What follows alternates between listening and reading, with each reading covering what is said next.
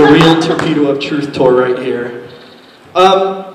Thank you very much for coming and sharing your stories with us today. Queer Ontario has and will continue to support you. And like I said before, I can't even explain to you, and I've said this to you guys many times, you're probably sick of hearing it, how much I stand in awe and how much I give you my allegiance, because when I was 16, I was a horrible closet case. And I only wish that Bramley Secondary School, where I went, and so did Andrea, had a gay-straight alliance, because, I mean, I would not have stayed in the closet that long. Let me just say that. So, in keeping in that vein, Queer Ontario has been trying to figure out other ways we can support the youth at St. Joe's and Xavier as well in their fight.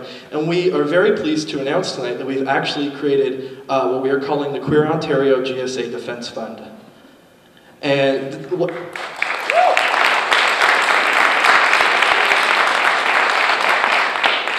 be taking donations tonight, and what we'll be doing is we'll be allocating these funds to groups as they approach us to empower them and allow them to be able to create their own materials in any other way they see fit in these fights they are engaging in. Just briefly before I pass it off to Ken, who is our moderator tonight, I just want to discuss the panel composure and what's missing here. So before I get accused of being a left-wing pinko, I did want to say that there... I don't see a button. So, but we did invite, we tried to get a Catholic group who is involved in this sort of, these issues to come here to speak tonight. And as you can see, we couldn't get any of them to come. So we originally asked the Assembly of Catholic Bishops of Ontario, and I was told no one can come tonight, but to read their statement.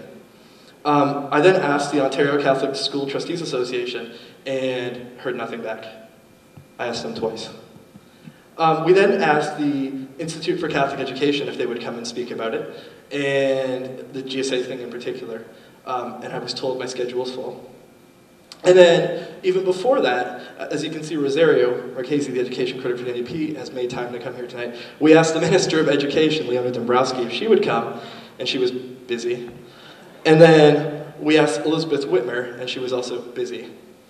So it's very unfortunate they couldn't join us here tonight, but we're very happy to have Marchese with us here as well. So with that, I'm going to turn it over to Ken, and he's going to introduce our panelists that we're going to get on their way. Thank you.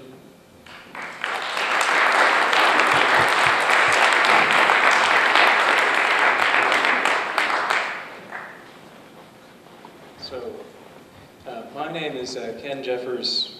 Some of you look very familiar to me, but some of you don't know me. I'm the coordinator for gender-based violence prevention at the Toronto District School Board, and it's my pleasure to moderate the panel discussion tonight and also to welcome you to Jarvis CI. We're going to start off in order from the end of the table all the way down here, and I'd like to start by just clarifying timing. So every one of our panelists this evening will have 7 minutes. At the 6-minute point, I'm going to come back up to the microphone as a heads up that you're getting close to the end of your time. You don't have to take the full 7 minutes, but if you choose to, you certainly can.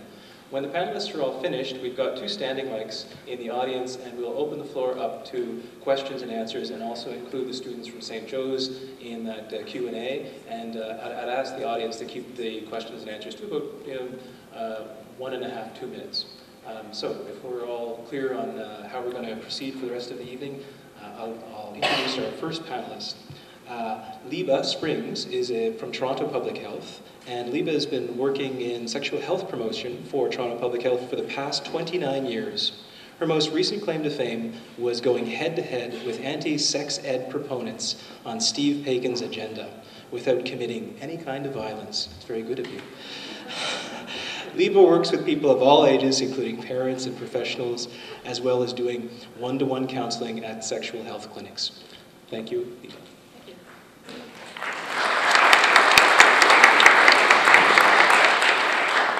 I'm not entirely sure how close this mic should be. How's that? Yeah, that's good? Okay. I guess I should start by making a remark about GSAs. I haven't had very much experience with GSAs in high schools. Mostly I do a parachute in and I'm in and I'm out. That's kind of sexual, isn't it? So I come to high schools, somebody will invite me and I'll talk to a phys ed class, for example, but I don't do ongoing work in a high school. However, I had a very interesting experience in a Francophone high school a couple of months ago. I was invited to come and do a blitz, and it was organized by some students. And so the students would accompany me to the classrooms, and they would be there while I would, do my thing. And at the very end, the very last day of the very last class, two students who had been two of the organizers came up to me, and they had been sitting and they heard what I was saying about LGBT folks, and they heard what I said. There were lots of questions about homosexuality, and I did what I usually do. So then we had a little chit chat at the end of this class, and one of them said to me, "Yeah, well, since we started a GSA in this school, things have been much better for me because I had been out before and it had been really rough for me, and now I found things much improved." I thought, "Oh, really? Oh, that's pretty good." The other young woman says to me, "I had this friend in grade 12. He killed himself." You hear about it, we know about it, we know what the statistics are.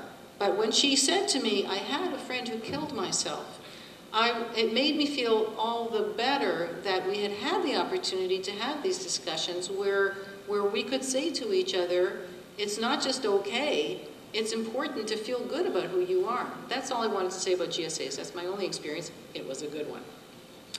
I wanted to spend just a minute talking about the new curriculum. I did have some input into the new curriculum, and what we were hoping to do in Toronto Public Health was make sure that everyone across Ontario had the same access to sexuality education that we've been doing in Toronto, particularly, since we had the former city of Toronto. We have always had inclusive sexuality programming, but also there were all kinds of other issues that we would talk about in Toronto schools, and I am sure that they were not discussed all across Ontario. So what was important for us was to make sure that everyone at least was told, you should all be talking about this. So, the inclusion thing, for us, it's a no-brainer in public health. If people don't feel that they're included in what you're talking about, that ain't public health. You make remarks about, people who are, a man and a woman, and people who are married, and so on and so forth.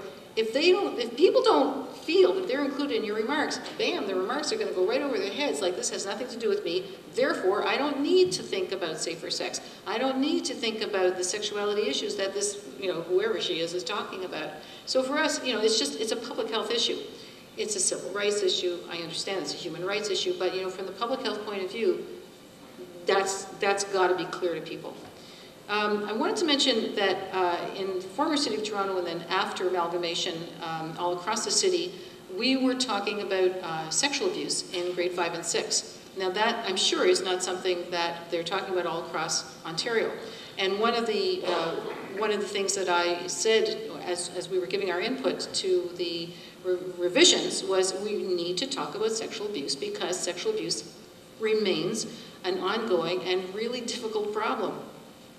Today I was in another Francophone school, and I was telling the story that I tell in English and in French about this kid and what happened, and at the end of it, one of the teachers came up to me, tears in her eyes, tears.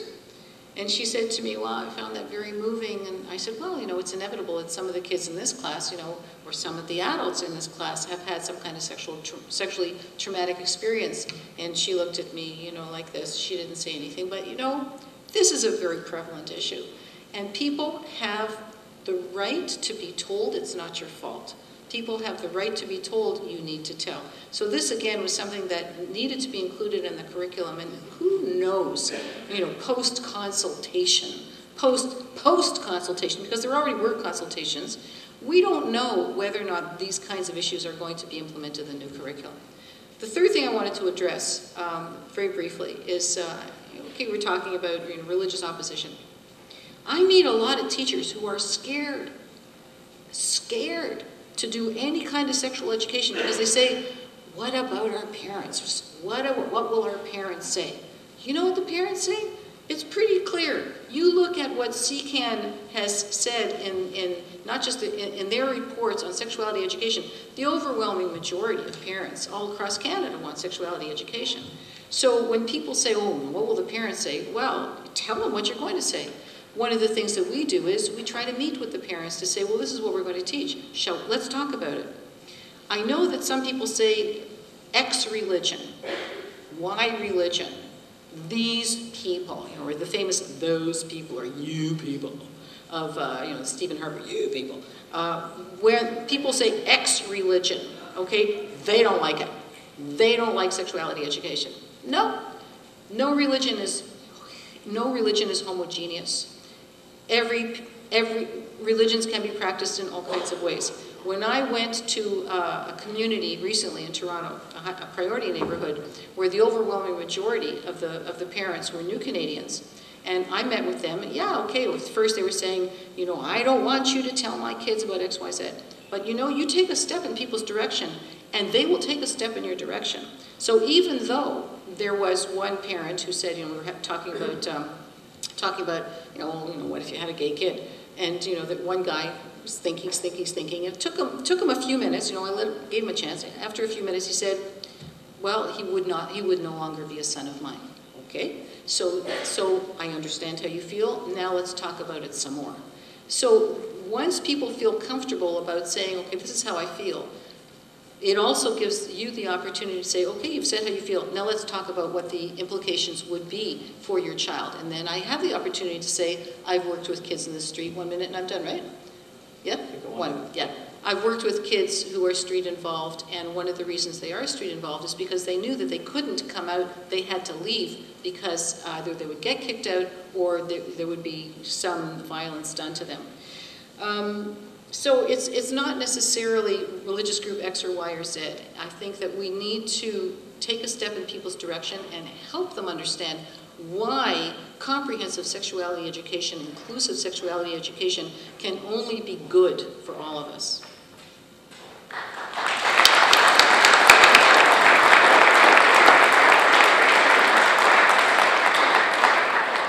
Thank you, Viva. Our next speaker is Pam Dogra from the Elementary Teachers of Toronto LGBTQI Committee. Pam is a queer woman of color and teacher from Toronto. She's worked for the Toronto District School Board for over 12 years and is currently an elected union representative for her local. Pam's an activist who works with various community and labor organizations such as the Toronto Women of Color Collective, Mayworks, Festival of Working People, Women United Against Imperialism, and Ontario Federation of Labour's Pride and Solidarity Committee. Pam's presented at many workshops for teachers across the province that address issues of anti-homophobia, equity, and social justice. And Pam is a very strong advocate for a fully funded public education system that meets the needs of all of our students. Take it away, Pam.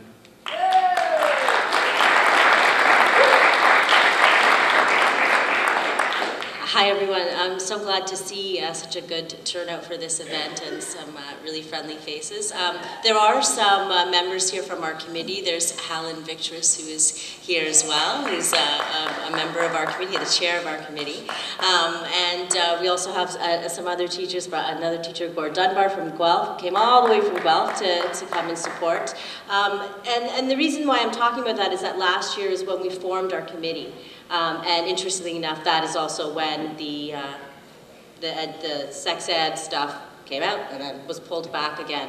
So, and we put on a conference this year, a first ever LGBTQI teacher conference, and what it reinforced with, me and Helen do a lot of workshops together as well too, around the province, it was actually out there, it's called Free from Fear, and it just basically helps teachers to be able to address issues of homophobia in their classroom. And this was the first time conference that we had, and it reinforced again how much teachers want this and need this. And the previous speaker talked about that teachers do want to do it, but that we're afraid. And one of the things that by pulling back the legislation, what it did was kind of reaffirm that fear. That, oh, we're not supposed to be talking about this, I guess. So it left us feeling a little bit insecure, or the ones that aren't maybe as secure in doing it and how to approach it. And also talking about, I grew up in a place called Rexdale. Some of you might know Rexdale. And it's changed. When I grew up there weren't that many South Asian people. However, there is now, and I taught in Rexdale as well too. And when this issue came up in our school about, we need to teach about diversity around sexuality, the first thing, and the previous speaker again talked about this, was we can't talk about that, not in this community. In this community, how are we going to do this? They called in someone from the board, how are we going to deal with this? And I was very frustrated. Although I understand that we need to be sensitive to various, points of view.